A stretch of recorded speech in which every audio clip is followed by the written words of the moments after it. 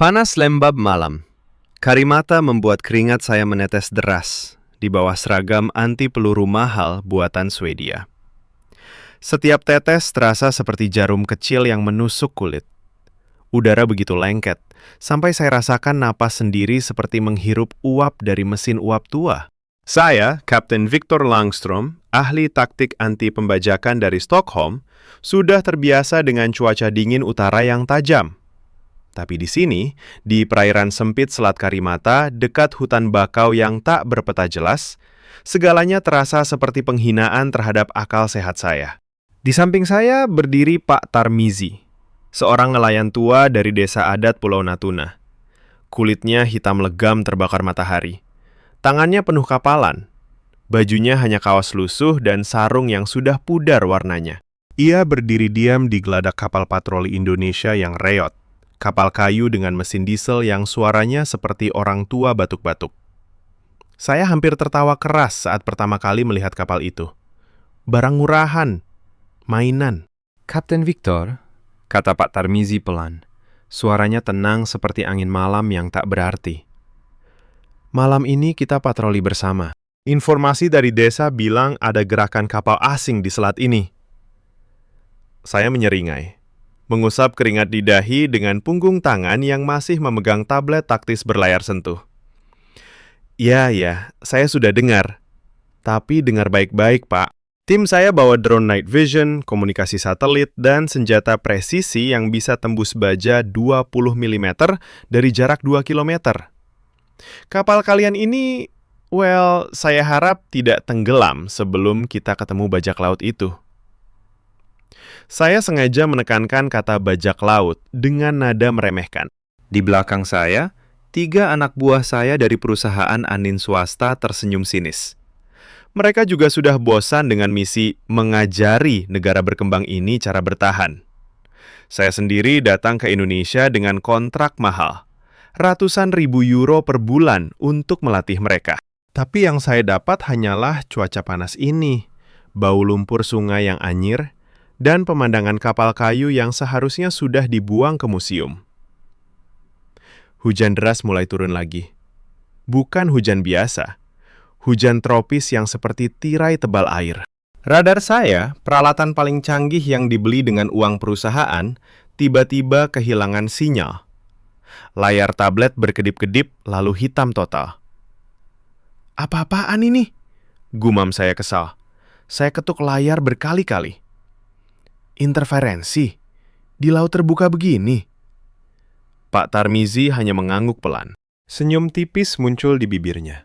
Senyum Indonesia yang selalu membuat saya jengkel karena tak pernah bisa dibaca artinya. Ia tidak menjawab. Hanya mengangkat tangan memberi isyarat ke 4 nelayan muda yang ikut bersama kami. Mereka langsung mematikan lampu kapal. Semua gelap. Hanya suara hujan yang memukul geladak dan derit kayu kapal yang basah. Saya merasa darah naik ke kepala. Kenapa lampu dimatikan? Kita buta total sekarang. Salah satu nelayan menjawab pelan. Supaya tidak kelihatan, Kapten. Saya hampir tertawa lagi. Supaya tidak kelihatan. Dengan teknologi saya yang bisa lihat dalam gelap, saya aktifkan kacamata night vision saya. Dunia berubah jadi hijau pudar. Tapi yang saya lihat hanya kabut air dan bayangan pohon bakau di kejauhan. Tidak ada kapal bajak laut. Tidak ada apa-apa. Saya turunkan kacamata, mengusap wajah yang sudah basah kuyup. Bau minyak diesel dari mesin kapal bercampur dengan bau tanah liat basah yang terbawa angin dari hutan. Panas masih menusuk meski hujan deras. Seragam saya melekat di tubuh seperti kulit kedua yang tak nyaman. Pak Tarmizi berdiri di haluan. Ia memegang sebatang bambu panjang yang ujungnya runcing. Bukan senjata, hanya bambu biasa yang lentur. Saya ingat pernah lihat di desa mereka. Bambu itu digunakan untuk tiang jaring ikan. Primitif. Kapten, kata Pak Tarmizi tanpa menoleh. Mereka sudah dekat. Saya mendengus. Dari mana Anda tahu? Radar saya mati total. Tidak ada blip sama sekali. Ia tidak jawab. Hanya mengangkat tangan lagi. Nelayan-nelayan itu mengangkat dayung bambu mereka. Bukan dayung biasa, dayung yang mereka ukir sendiri, ringan tapi kuat. Mereka mulai mendayung pelan. Kapal kayu kami bergerak tanpa suara mesin. Hanya derit pelan kayu yang basah dan suara hujan. Saya merasa jantung berdegup lebih cepat. Bukan karena takut, tapi karena kesal. Bagaimana mungkin orang-orang ini bergerak tanpa teknologi? Saya bayar mahal untuk peralatan ini. Saya latih mereka berbulan-bulan, dan sekarang mereka bertingkah seperti nelayan biasa yang sedang mencari ikan malam-malam. Tiba-tiba, dari balik tirai hujan yang tebal, saya dengar suara. Bukan suara mesin, bukan suara tembakan. Suara dayung bambu yang pelan. Banyak bayangan hitam muncul samar di kegelapan. Kapal-kapal kayu lain, lebih besar dari kapal kami. Bentuknya kasar, dengan layar robek yang basah kuyup. Saya langsung tahu, itu mereka. Bajak laut dari Thailand dan Filipina yang sering merampok kapal nelayan di perairan ini. Saya tersenyum lebar. Akhirnya, saya angkat radio taktis. Tim, siap. Target di depan. Jarak 300 meter. Gunakan protokol BVR. Jangan biarkan mereka mendekat. Anak buah saya mengokang senjata mereka. Suara klik logam terdengar jelas di tengah hujan. Saya rasakan adrenalin naik. Ini saatnya tunjukkan pada orang-orang ini bahwa teknologi Swedia tidak main-main. Tapi Pak Tarmizi masih berdiri diam. Senyum tipisnya masih ada. Ia mengangkat bambu panjangnya, menancapkannya ke air seperti sedang mengukur arus. Kapten Victor, katanya pelan sekali, biarkan kami lihat dulu. Saya hampir membentak. Tapi sebelum kata-kata keluar dari mulut, salah satu kapal bajak laut itu menyalakan lampu sorotnya. Cahaya kuning pudar menusuk hujan. Mereka tertawa keras. Suara mereka terdengar kasar, penuh keyakinan. Mereka pikir kapal kami hanyalah nelayan biasa yang mudah dijarah. Saya angkat tangan memberi isyarat tembak, tapi Pak Tarmizi menggeleng pelan. Belum, katanya. Dan saat itu, dari kegelapan di belakang kapal bajak laut, muncul bayangan lain. Kapal kayu nelayan kecil, tanpa lampu, tanpa suara mesin. Hanya derit dayung bambu yang pelan. Mereka mendekat, sangat dekat. Saya merasa bulu kuduk berdiri. Tidak mungkin. Bagaimana mereka bisa muncul begitu saja tanpa terdeteksi radar saya? Hujan semakin deras. Bau tanah basah semakin kuat. Dan di tengah keheningan yang aneh itu, Pak Tarmizi hanya berbisik satu kalimat. Mereka sudah masuk perangkap. Saya menoleh cepat ke arahnya. Wajah saya memanas. Apa yang baru saja ia katakan? Saya tertawa keras di tengah hujan yang masih deras. Hah, perangkap? Saya, Kapten Victor Langstrom, hampir tidak percaya telinga saya sendiri. Perangkap apa, Pak Tarmizi? Kapal kayu reyot ini, dengan bambu dan jaring ikan. Suara saya penuh ejekan. Saya angkat tangan memberi isyarat ke tim saya. Siap tempur. Protokol BVR aktif. Jangan biarkan mereka mendekat lebih dari 100 meter. Anak buah saya langsung bergerak. Klik senjata terdengar lagi. Logam dingin di tangan mereka kontras dengan udara panas lembab yang membuat keringat mengalir deras di punggung saya. Seragam anti peluru mahal itu sudah basah kuyup. Berat. Lengket seperti beban yang menarik saya ke bawah. Cuaca primitif untuk orang-orang primitif. Gumam saya dalam bahasa Inggris. Cukup keras agar Pak Tarmizi dengar. Hujan seperti ini di Swedia sudah dianggap bencana. Di sini, hanya alasan untuk bersembunyi di balik kabut. Pak Tarmizi tidak menjawab. Ia hanya mengangguk pelan ke nelayan-nelayan muda itu. Mereka diam-diam mematikan sisa-sisa lampu kecil yang masih menyala di buritan. Semua gelap gulita. Bahkan cahaya bulan yang seharusnya tembus awan pun tertutup rapat oleh awan tebal. Hanya suara hujan yang memukul air laut keruh. Saya merasa jantung berdegup lebih kencang. Bukan takut, bukan, hanya kesal yang membara. Night vision saya masih aktif, tapi kabut air tropis membuat semuanya hijau buram. Saya lihat bayangan kapal bajak laut itu semakin jelas. 2 kapal besar, 1 dari Thailand, 1 dari Filipina. Kapten mereka, Siang Tep dan Datu, pasti sedang tertawa sekarang. Mereka pikir kami hanyalah nelayan miskin yang mudah dirampok. Saya usap wajah dengan telapak tangan yang licin. Bau minyak mesin diesel bercampur bau tanah liat basah dari hutan bakau di pinggir selat. Panas malam itu masih menusuk, meski hujan deras. Keringat menetes dari dagu saya ke lantai geladak yang licin. "Kenapa tidak nyalakan mesin?" bentak saya ke nelayan yang mendayung. "Kita butuh kecepatan."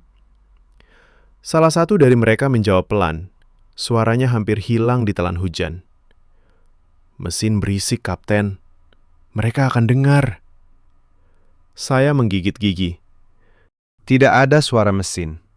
Hanya derit pelan dayung bambu yang mereka gerakkan dengan irama lambat, seperti irama jantung yang tenang. Kapal kami meluncur di air tanpa riak besar, seperti hantu. Saya rasakan bulu kuduk berdiri. Ini salah. Semua ini salah. Teknologi saya dirancang untuk mendominasi, bukan bersembunyi seperti tikus di lumpur. Saya coba cek radio satelit lagi. Sinyal hilang total. "Ya Tuhan," bisik saya. "Di laut terbuka begini, interferensi dari apa?" Pak Tarmizi berdiri di haluan. Bambu panjangnya masih ditancapkan ke air. Ia mengukur arus, saya tahu. Tapi itu cara primitif. Saya punya aplikasi arus laut di tablet yang sekarang mati. Saya punya drone yang bisa terbang di atas kabut ini. Tapi drone itu masih di dalam kotak, basah dan tak berguna. Dari kegelapan di depan, suara dayung bambu terdengar lagi. Pelan, banyak, bukan dayung kami. Bayangan kapal bajak laut itu mendekat tanpa tahu. Lampu sorot mereka menyapu air, tapi tidak mengenai kami. Mereka tertawa keras. Suara Siang Tep terdengar kasar, penuh kemenangan. "Nelayan kecil, serahkan barangnya!" teriaknya dalam bahasa Thailand yang campur aduk. Datuk dari Filipina menambahkan, "Cepat, atau kami bakar kapal kalian!" Saya tersenyum dingin. Akhirnya, saatnya tunjukkan. Saya angkat tangan lagi. "Tim, target terkunci. Tembak pada hitungan 3. 1, 2. Tapi Pak Tarmizi mengangkat tangan lebih dulu. Nelayan-nelayan itu berhenti mendayung. Kapal kami melayang diam di arus. Hanya suara hujan. Saya menoleh tajam. "Apa yang Anda lakukan? Mereka akan..." "Belum waktunya," katanya pelan. Senyum tipis masih di bibirnya. Dan saat itu, dari balik tirai hujan yang semakin tipis, muncul bayangan ketiga. Kapal bajak laut yang lebih kecil.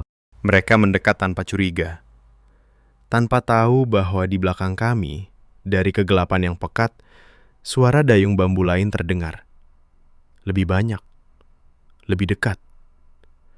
Saya merasa napas saya tersengal. Apa yang terjadi? Kapal bajak laut itu masih tertawa. Mereka tidak tahu. Mereka tidak tahu bahwa perangkap sudah menganga di depan mereka. Saya merasa adrenalin membara di dada. Akhirnya, kapal bajak laut itu menyalakan lampu sorot lebih terang. Cahaya kuning menusuk hujan deras, menyapu permukaan air keruh. Suara tawa Siang Tep dan Datu terdengar semakin dekat. Mereka pikir kami hanyalah mangsa muda. Kapal kayu mereka mendekat cepat. Mesin diesel meraung kasar. Saya angkat tangan dengan cepat. "Tembak!" Tim saya tidak ragu. Dor! Suara senjata presisi Swedia memecah malam. Peluru berpandu meluncur dengan desis tajam. Night vision saya menangkap bayangan hijau. 2 peluru mengenai buritan kapal Thailand. Logam berderit. Kayu pecah. Saya tersenyum lebar. Swedish Steel. Teknologi yang tidak bisa ditolak. "Bagus!" seru saya. "Lanjutkan! Jangan biarkan mereka zigzag! Tapi kapal bajak laut itu bergerak aneh. Bukan lurus, bukan mundur. Mereka berbelok zigzag seperti ular di lumpur. Taktik yang aneh, primitif, tapi efektif di kabut ini. Peluru kedua meleset, hanya menyapu air. Saya ketuk tablet lagi. Radar masih mati. Visibilitas 0. Hujan tropis ini seperti dinding air yang hidup. Uapa panas naik dari laut, bercampur bau mesiu yang tajam dan bau tanah liat basah dari bakau. Keringat saya bercampur air hujan. Seragam melekat di kulit seperti perekat. Panas lembab membuat napas saya pendek. Kenapa mereka bisa bergerak seperti itu? Gumam saya kesal. Di radar Swedia, target harus terkunci. Pak Tarmizi berdiri diam di samping saya. Bambu panjangnya masih di tangan. Ia tidak panik, tidak teriak perintah. Hanya mengangguk pelan ke nelayan-nelayan muda. Gotong royong, katanya pelan. 4 orang itu langsung bergerak. Mereka angkat jaring ikan besar dari dasar kapal. Jaring anyaman tangan, tebal, berat. Baunya seperti rumput laut dan rempah dari desa. Bukan senjata. Bukan jaring baja. Hanya anyaman bambu dan tali kelapa. Mereka lempar jaring itu ke air dengan irama yang sinkron. Suara air berdesir pelan. Saya hampir tertawa keras. Jaring ikan? Serius? Ini perang, bukan memancing. Tapi mereka tidak dengar. Atau pura-pura tidak dengar. Kapal kami masih meluncur pelan dengan dayung bambu. Derit kayu basah terdengar seperti bisikan. Saya rasakan darah naik ke wajah. Kesal. Panas. Saya angkat radio lagi. Tim, ganti ke manual targeting. Visibilitas rendah. Dor, tembakan lagi. Kali ini 1 peluru mengenai layar kapal Filipina. Robek. Tapi kapal itu tidak berhenti. Malah mendekat lebih cepat. Siang Tep teriak dari geladaknya. Serang! Rampok semuanya! Granat tangan murahan dilempar. 1 meledak di air dekat kami. Air muncrat tinggi. Bau asap mesiu bercampur bau rendang dari bekal nelayan yang tumpah. Saya batuk. Mata perih. Ya Tuhan, bisik saya. Mereka mendekat terlalu cepat. Pak Tarmizi masih tenang. Senyum tipisnya tidak hilang. Ia angkat bambu, tusuk air lagi, mengukur.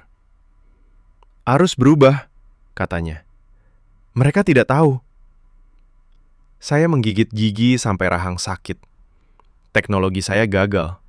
Drone basah, radio mati, senjata presisi meleset karena kabut dan zigzag aneh itu. Tapi orang-orang ini, mereka pakai jaring dan bambu. Gotong royong. Seperti anak kecil bermain di pantai. Saya usap wajah kasar. Keringat dingin mulai bercampur hujan. Ini tidak masuk akal, gumam saya. Kapal bajak laut itu seharusnya sudah tenggelam sekarang. Tapi mereka masih ada. 2 kapal besar mendekat. Bayangan mereka samar di night vision. Saya lihat Datuk berdiri di haluan, pedang parang di tangan, tertawa. Pak Tarmizi memberi isyarat lagi. Nelayan angkat jaring lebih tinggi. Air menetes dari anyaman. Suara pelan, tenang. Dan saat itu, radar tablet saya tiba-tiba berkedip hidup sebentar. 1 blip. Kapal bajak laut Thailand. Jarak 50 meter. Saya tersenyum dingin. Sekarang! Tapi blip itu hilang lagi. Hilang total. Saya ketuk layar keras. Apa-apaan? Saya angkat kepala.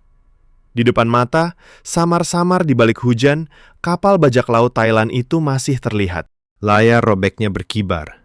Mesin meraung. Tapi di radar, tidak ada apa-apa. Tidak mungkin. Saya rasakan jantung berhenti sebentar. Kapal itu masih di sana.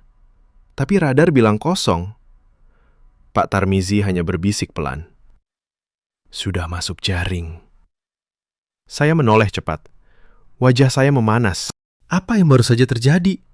Saya panik. Radar saya kosong total. Tapi mata saya di night vision masih menangkap bayangan kapal bajak laut Thailand itu. Masih mengambang.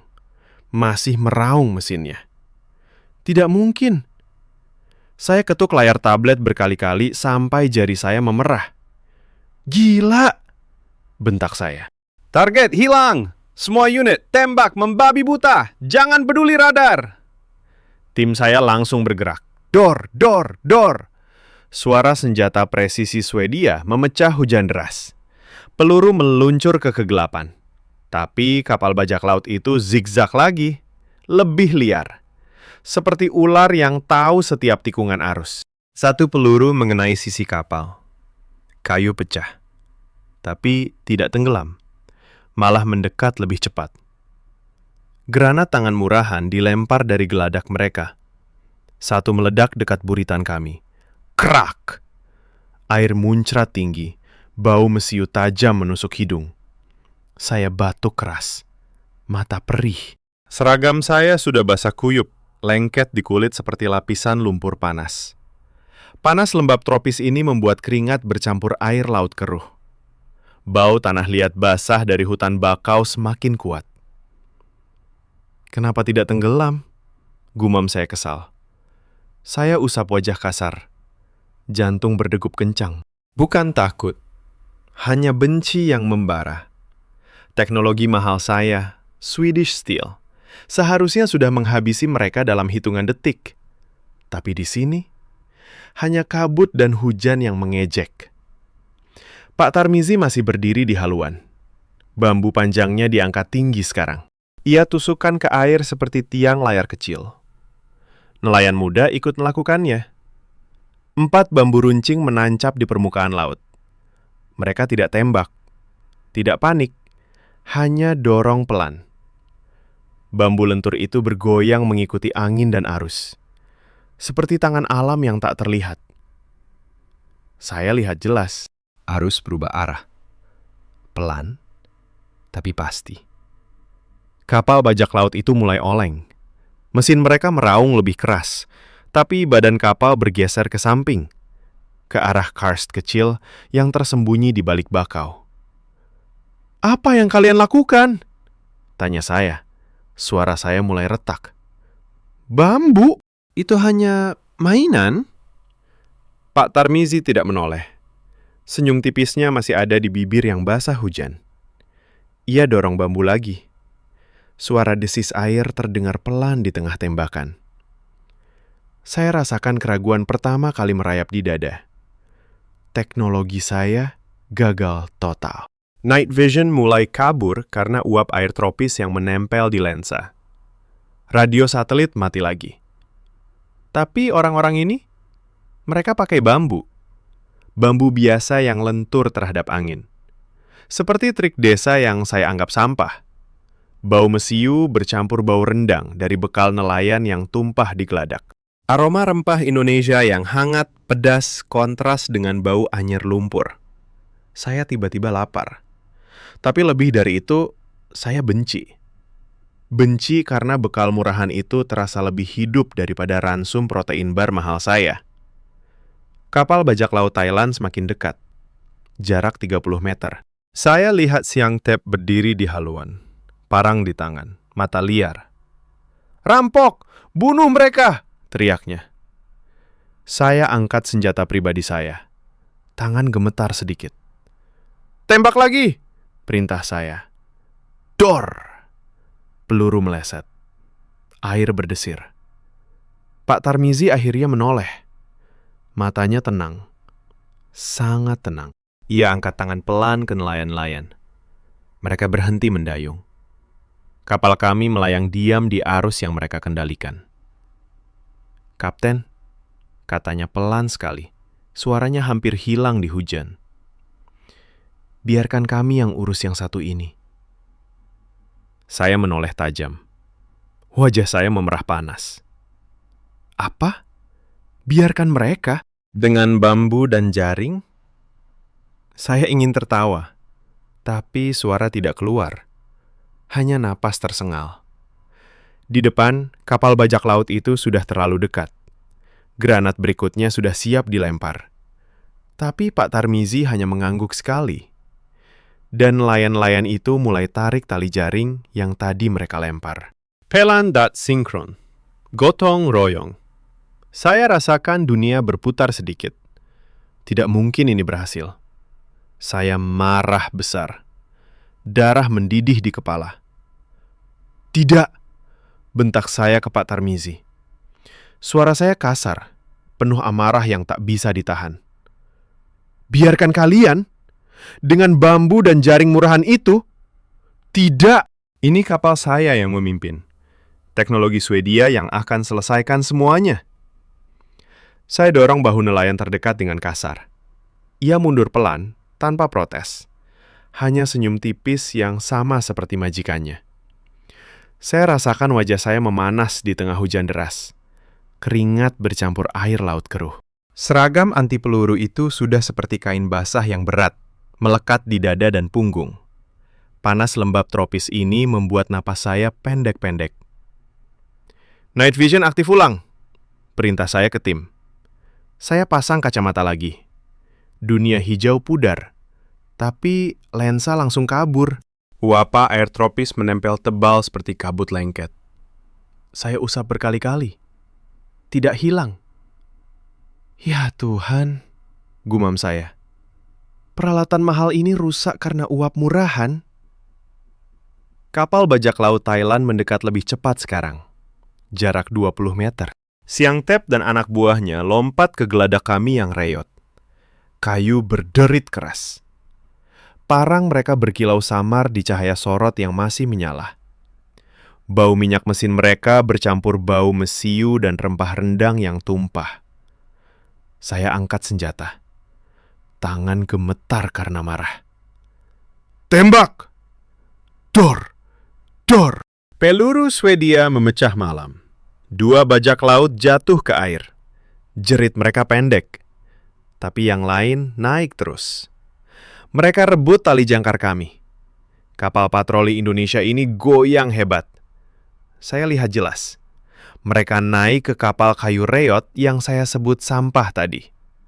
Mereka tertawa. Pikir sudah menang. Serahkan semuanya, teriak Datuk dari Filipina. Suaranya kasar, penuh kemenangan. Saya tersenyum dingin. Akhirnya, mereka di kapal kami. Target dekat. Teknologi akan habisi mereka dari dalam. Saya siap tembak lagi. Tapi Pak Tarmizi mengangkat tangan pelan. Nelayan-nelayan muda itu bergerak cepat. Mereka tarik tali kecil di buritan. Krak! Suara kayu berderit aneh. Kapal kami miring tiba-tiba. Air masuk deras dari sisi yang sengaja dibuka. Bukan tenggelam beneran, tapi pura-pura. Seperti kapal nelayan yang bocor dihantam ombak. Saya terhuyung. Apa yang kalian lakukan? Teriak saya. Kaki saya basah. Air laut keruh naik sampai betis. Bau lumpur sungai anyir menusuk hidung. Bajak laut yang naik tadi panik. Mereka pegang parang, tapi kapal miring lebih tajam. Kaki mereka tergelincir di geladak basah. Satu persatu jatuh ke air. Jerit mereka pecah di tengah hujan. Plung! Plung! Suara tubuh jatuh ke lumpur bakau di pinggir selat. Saya lihat dengan mata kepala sendiri. Night vision kabur, tapi cukup jelas. Kapal bajak laut Thailand yang tadi oleng, sekarang terjebak di arus yang nelayan kendalikan. Mesin mereka meraung sia-sia. Badan kapal bergeser ke karst kecil yang tersembunyi. Huang Mang mulai merayap di dada saya. Tidak mungkin. Kapal reot ini sengaja dibuat miring. Taktik nelayan, bukan kecelakaan. Mereka gunakan kapal sendiri sebagai umpan, seperti jebakan hidup. Teknologi saya hanya hiasan yang basah dan tak berguna sekarang. Saya rasakan lutut lemah sedikit. Keringat dingin menetes di punggung tangan. Ini gila, bisik saya. Pak Tarmizi berdiri tegak di tengah kapal yang miring, Bambu di tangannya masih lentur. Ia dorong sekali lagi. Kapal kami pelan-pelan tegak kembali. Air surut. Saya menatapnya.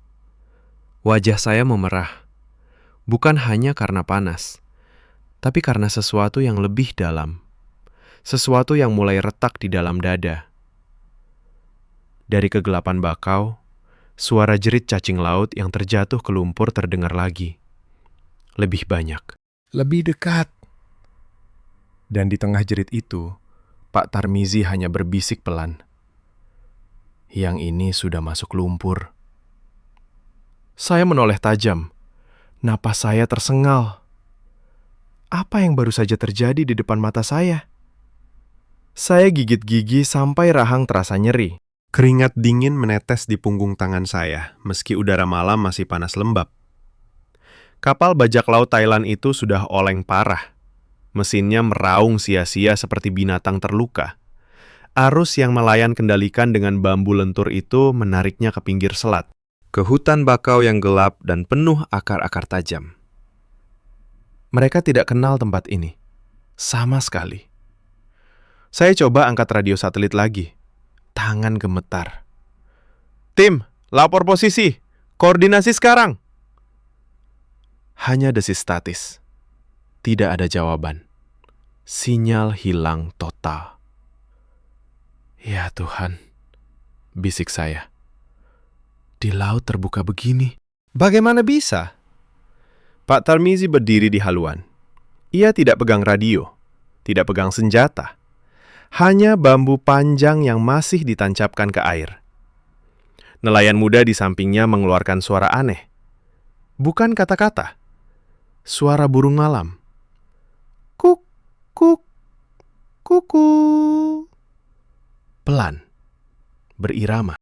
Seperti kode yang sudah mereka hafal sejak kecil.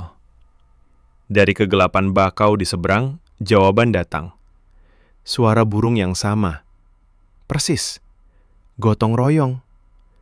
Mereka berkomunikasi tanpa listrik, tanpa satelit. Hanya suara alam yang saya anggap noise. Saya rasakan dada saya sesak.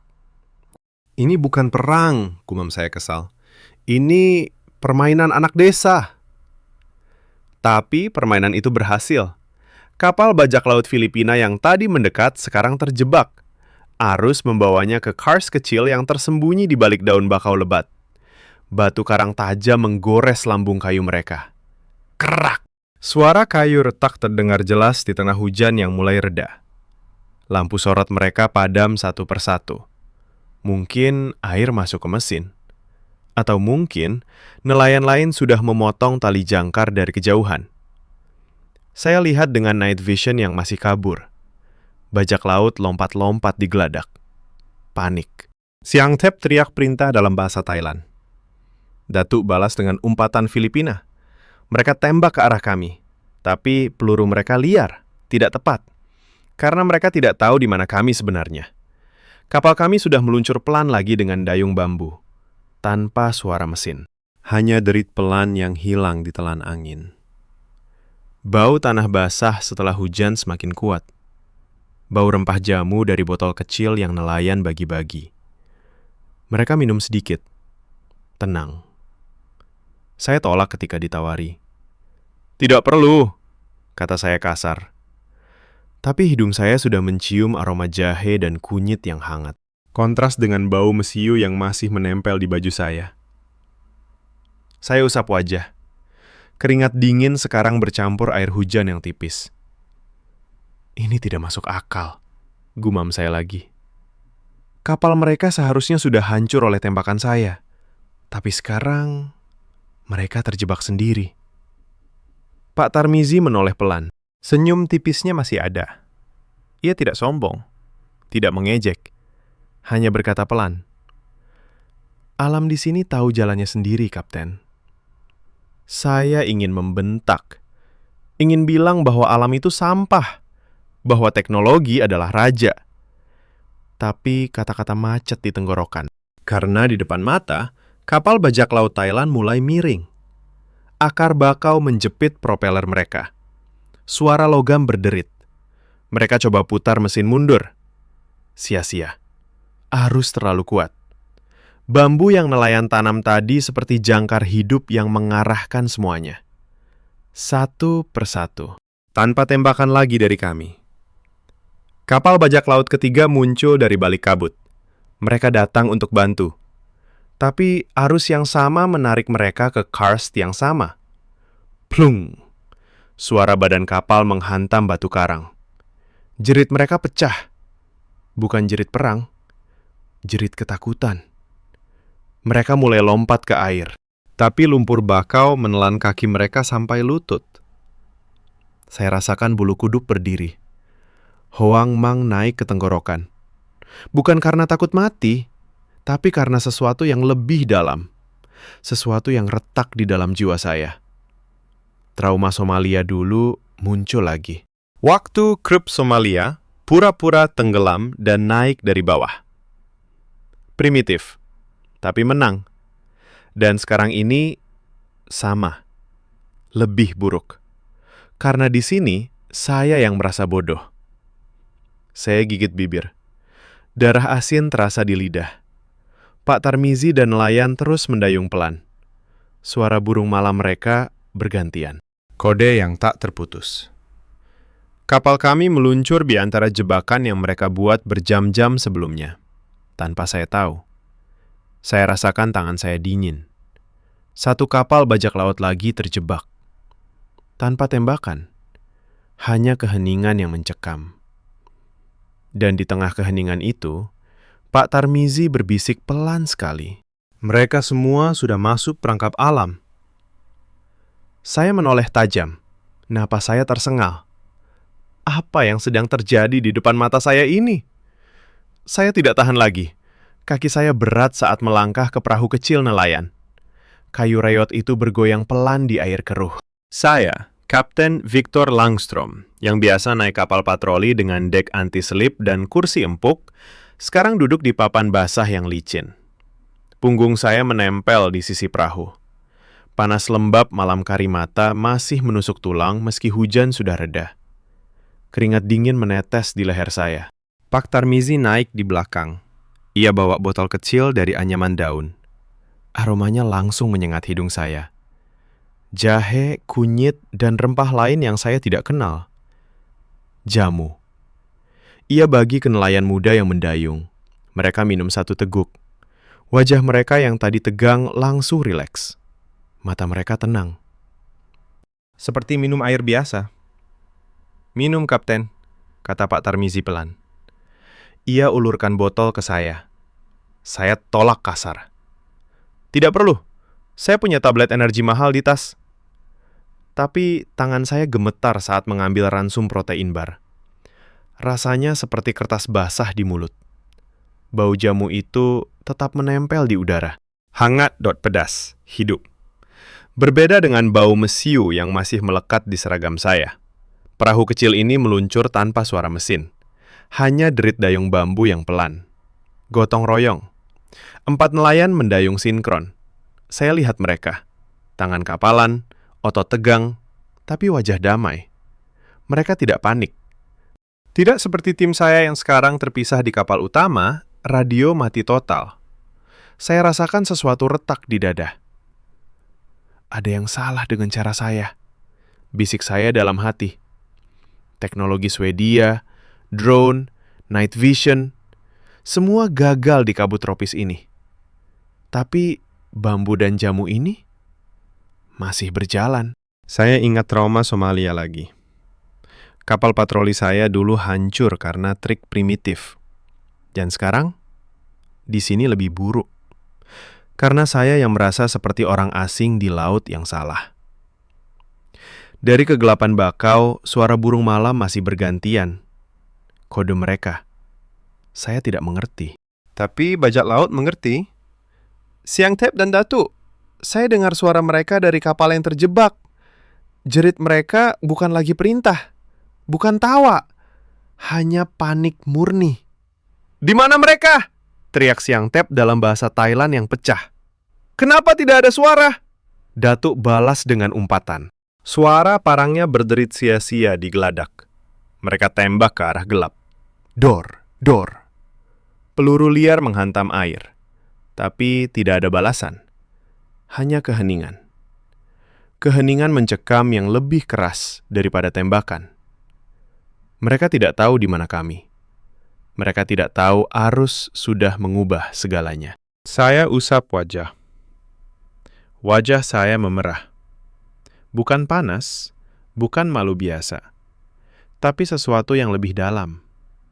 Hoangmang yang mulai menggerogoti ego saya.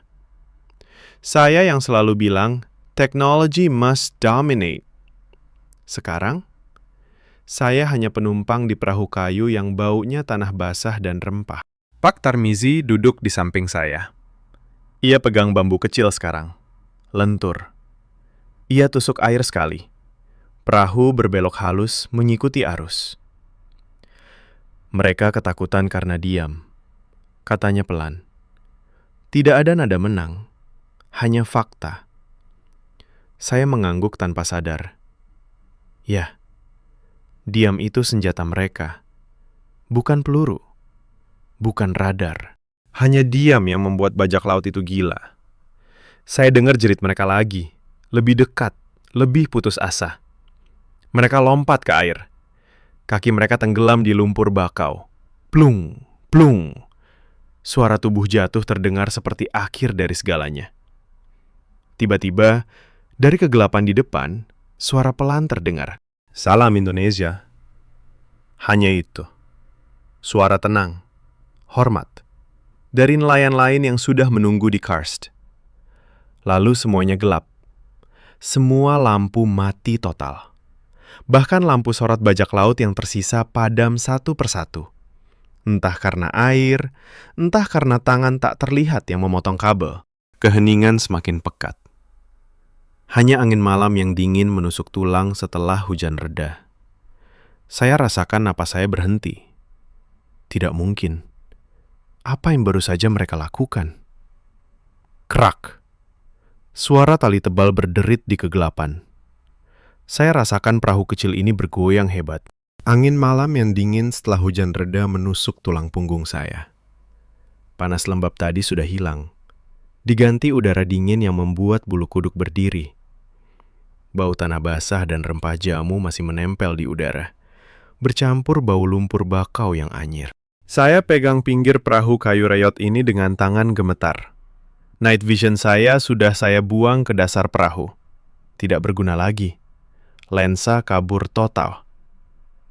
Apa yang terjadi? Bisik saya. Suara saya pecah. Pak Tarmizi tidak jawab langsung. Ia hanya angkat tangan pelan.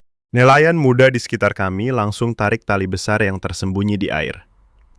Tali anyaman tangan, tebal seperti lengan saya, tapi dari serat kelapa dan bambu. Gotong royong. Mereka tarik bersama, sinkron, tanpa kata. Hanya napas pelan dan derit tali yang semakin keras. Das. Jaring raksasa naik dari dasar selat. Jaring yang sudah mereka pasang berjam-jam sebelumnya. Bukan jaring biasa. Jaring nelayan raksasa. Anyaman halus tapi kuat. Bentang dari satu karst ke karst lain di selat sempit ini. Saya lihat samar-samar di cahaya bulan yang tipis. Jaring itu seperti dinding hidup yang muncul dari air keruh. Bambu lentur sebagai jangkar di ujung-ujungnya. Bambu yang tadi mereka tanam dengan arus. Sekarang bambu itu bergoyang, mengikuti angin dan air. Menarik jaring semakin rapat. Logik fisika, saya sadar dalam hati. Arus laut yang kuat setelah hujan deras. Air yang mengalir deras dari sungai bakau. Hujan yang membuat permukaan licin. Bambu lentur yang tidak patah hanya ikut arus. Semua bekerja bersama.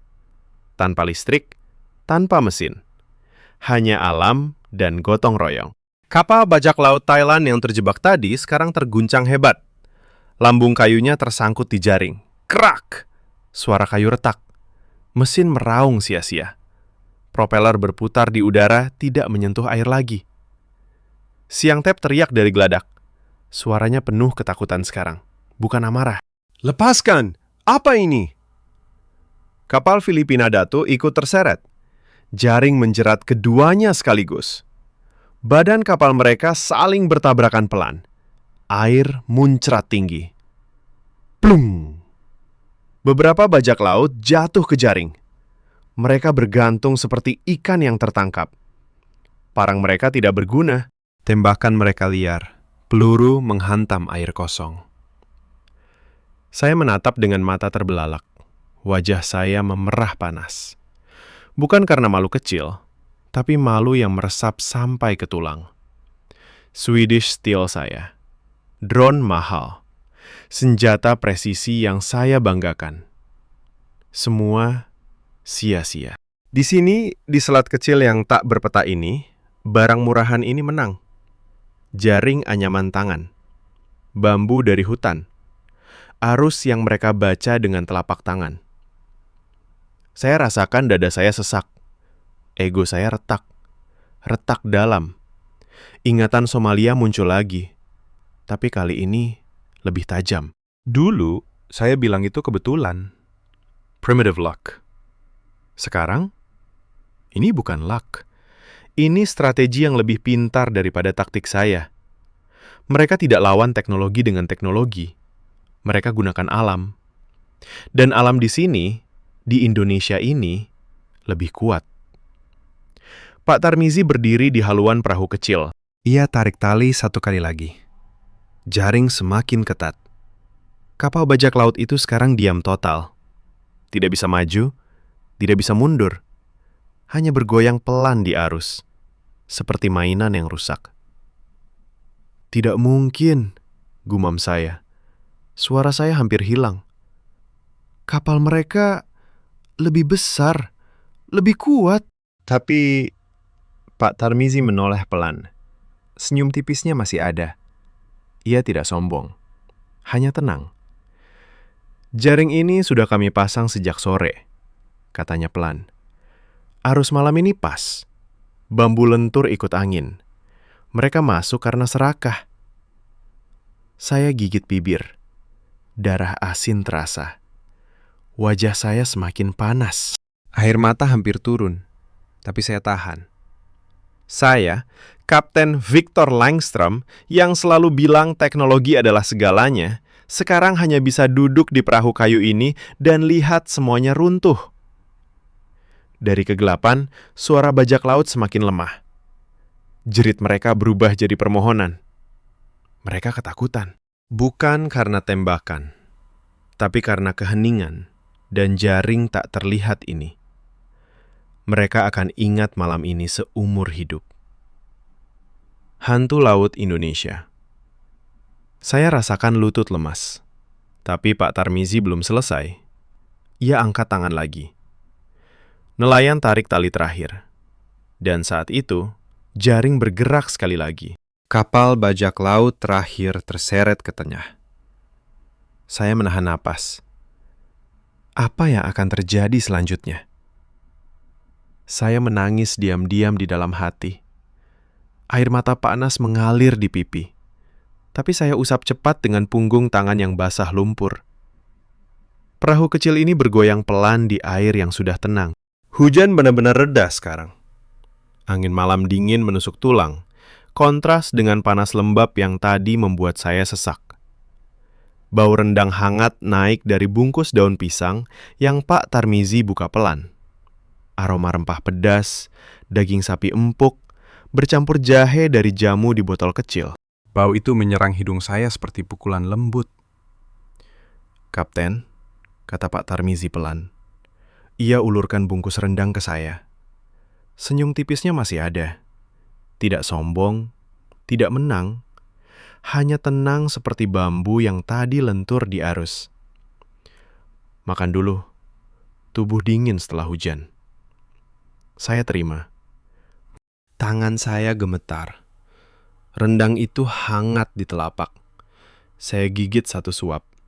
Rasa gurih, pedas, manis, meresap ke lidah. Bukan makanan mewah Swedia yang saya bawa, tapi ini hidup. Lebih hidup daripada apapun. Saya telan susah payah. Tenggorokan saya sakit. Bukan karena pedas, Tapi karena ego saya yang runtuh total. Ya Tuhan, saya ingat Somalia dulu.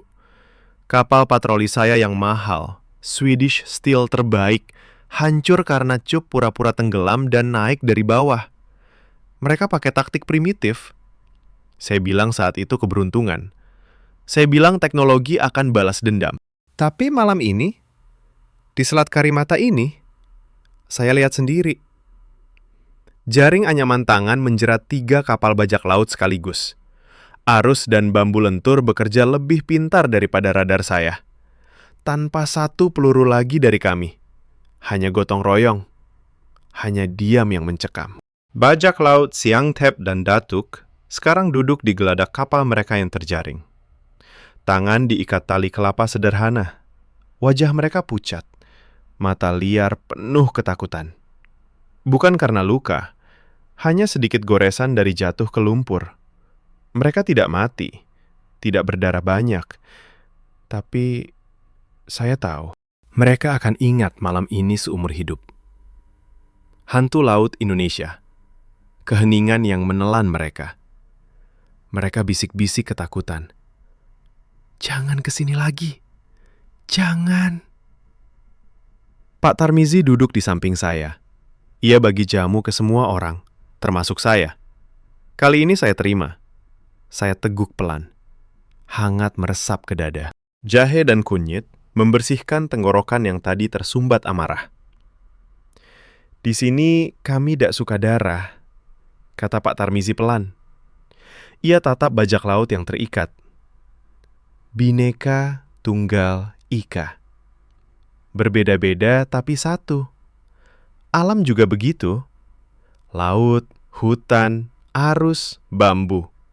Semua satu. Kalau kita paksa lawan, kita yang patah. Saya dengar. Benar-benar dengar kali ini. Bukan lagi omong kosong nelayan. Kata-kata itu masuk ke tulang saya. Saya ingat bambu tadi. Lentur terhadap angin kencang. Tidak patah. Hanya ikut. Gotong royong nelayan muda yang tarik jaring tanpa kata. Semua sinkron, seperti satu tubuh. Saya bandingkan dengan tim saya. Radio mati, drone basah, senjata presisi yang meleset karena kabut. Semua kaku. Semua mahal. Semua sia-sia. Wajah saya memerah lagi. Tapi kali ini bukan marah. Bukan malu murahan. Ini rasa hormat yang dalam. Yang membuat dada saya sesak. Saya menangis lagi di dalam. Diam-diam. Air mata jatuh ke rendang yang saya pegang. Saya, Kapten Victor Langström, yang datang ke sini dengan kontrak ratusan ribu euro untuk mengajari mereka, sekarang belajar dari nelayan tua ini. Dari desa adat Natuna. Dari tangan kapalan yang pegang bambu. Pak Tarmizi lihat saya. Senyum tipisnya melebar sedikit. Ia tidak bilang apa-apa. Hanya bagi rendang lagi ke bajak laut yang terikat. Mereka terima dengan tangan gemetar. Bahkan musuh pun diberi makan. Bukan dendam, hanya keadilan alam.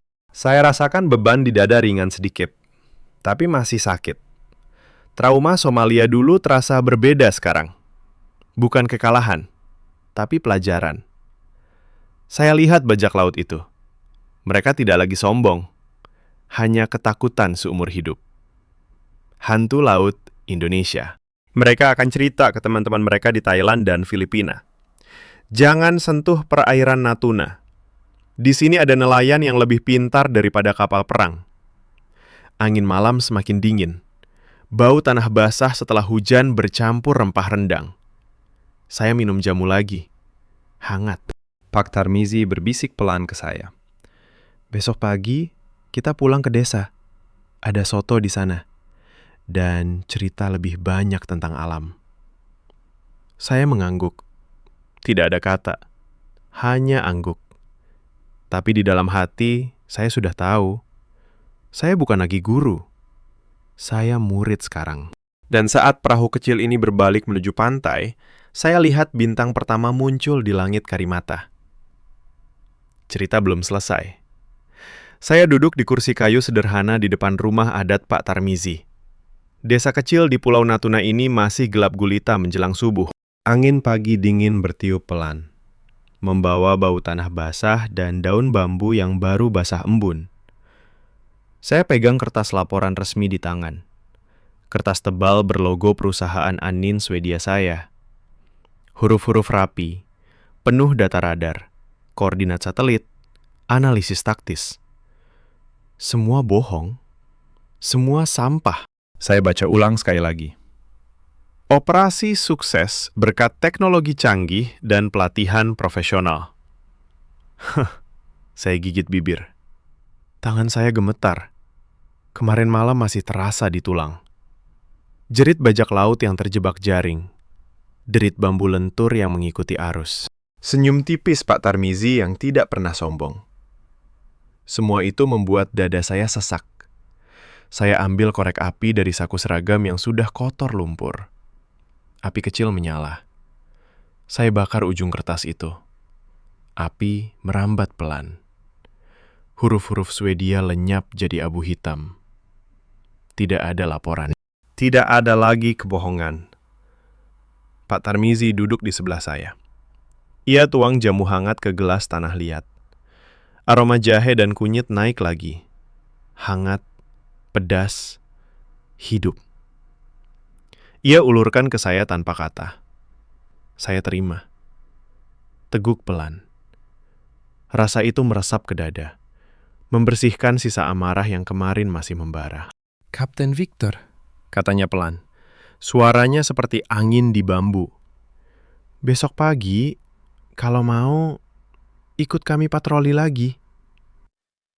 Saya tidak jawab langsung. Saya tatap api kecil yang masih menyala di tanah. Abu laporan saya beterbangan pelan. Saya ingat semuanya. Kiongau saya yang pertama kali mendarat di Natuna. Saya yang bilang kapal kayu mereka barang murahan. Saya yang tertawa saat radar mati.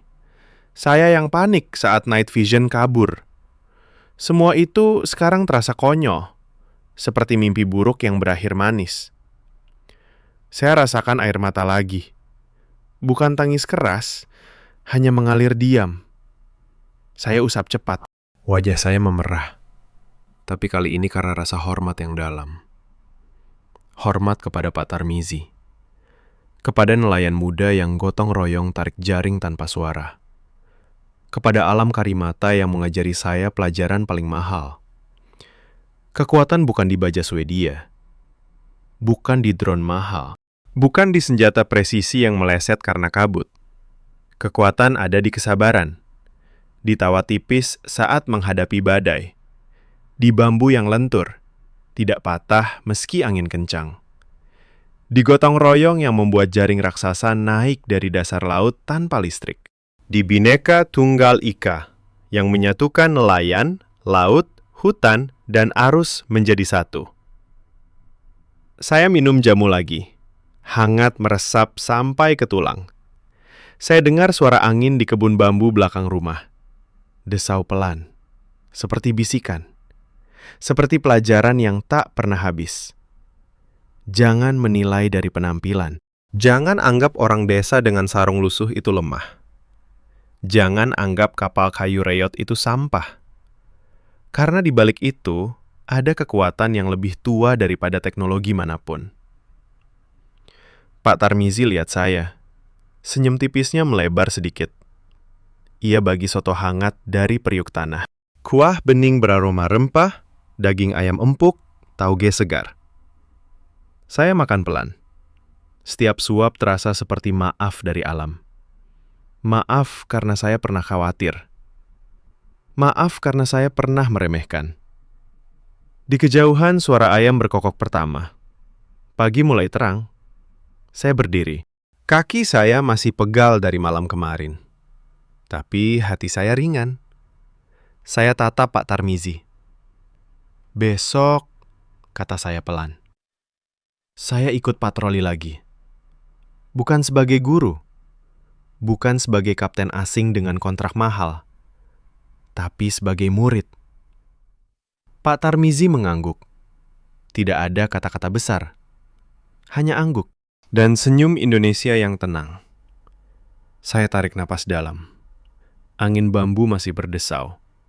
Saya tahu, cerita saya di Indonesia baru saja dimulai.